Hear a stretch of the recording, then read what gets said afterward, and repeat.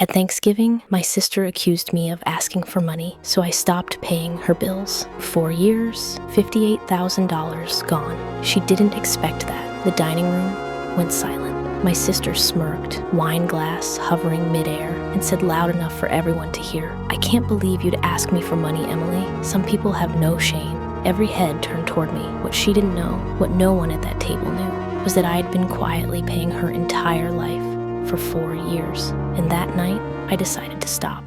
If you've ever been taken for granted, blamed for things you didn't do, or made to feel small by someone who survives off your kindness, go ahead and hit that like button.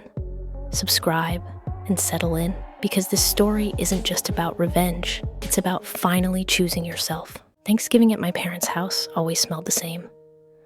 Roasted turkey, cinnamon, and quiet tension. I arrived early, like I always did. Pumpkin pie balanced carefully in both hands. Handmade, from scratch. Because I'm the reliable one, the practical one, the dependable one, the one who never asks for anything. My sister Jessica, on the other hand, was the golden child. She arrived an hour late, as usual. Designer coat, designer purse, jewelry that caught the light every time she moved her hands. Hands that had never once signed a rent check she didn't bounce. My mom's face lit up the second Jessica walked in. "There she is," she said, rushing over. Meanwhile, my pie cooled unnoticed on the counter.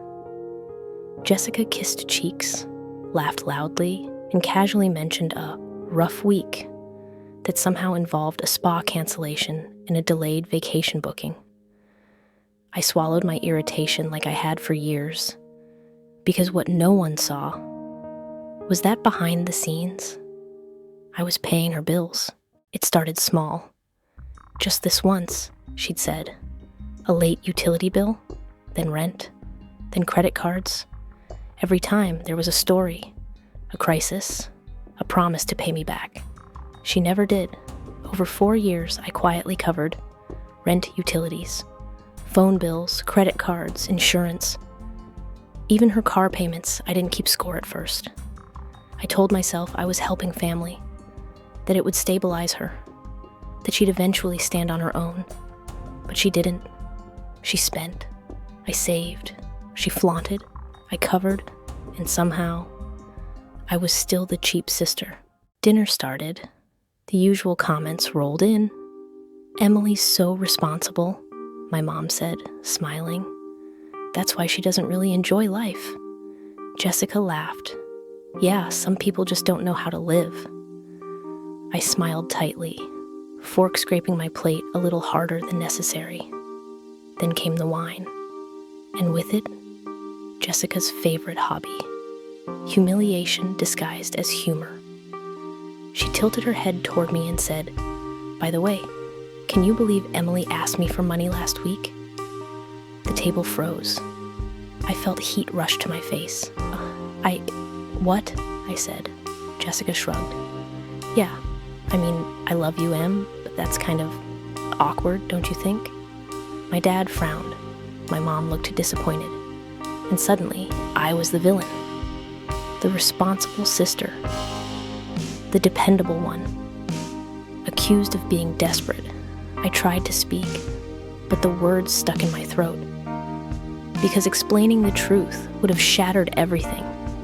And I'd spent years protecting her image. So I did what I always did. I stayed quiet. That night, I lay awake staring at the ceiling. My phone sat on my nightstand. A little notification popped up. Rent payment processed for her apartment. That's when it hit me. She wasn't just ungrateful.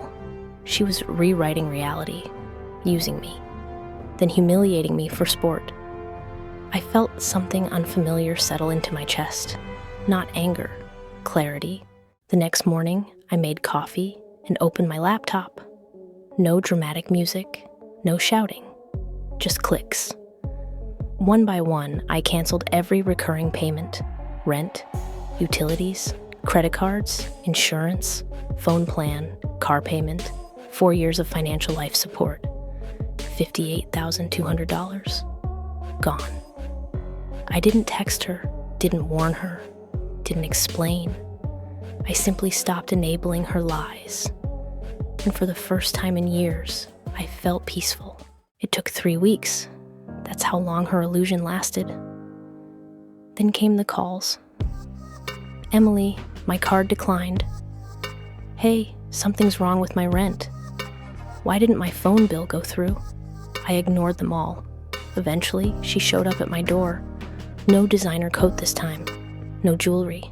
Just panic. You embarrassed me, she snapped. Why would you do this to me? I looked her dead in the eyes. I didn't do anything to you, I said calmly.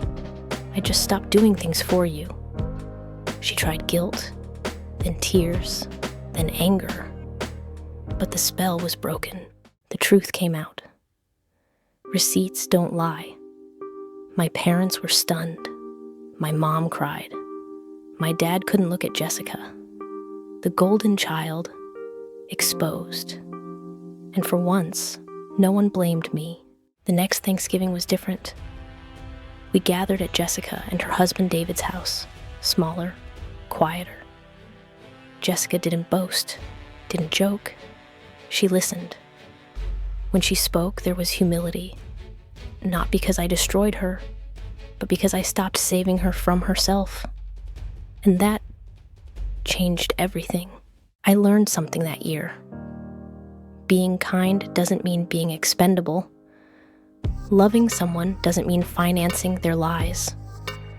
Sometimes compassion means letting go. If this story gave you chills, hit that like button. Drop a comment telling us, what's the most satisfying revenge you've ever seen? And if you want more stories where justice finally shows up, subscribe. Because the quietest revenge is often the most powerful.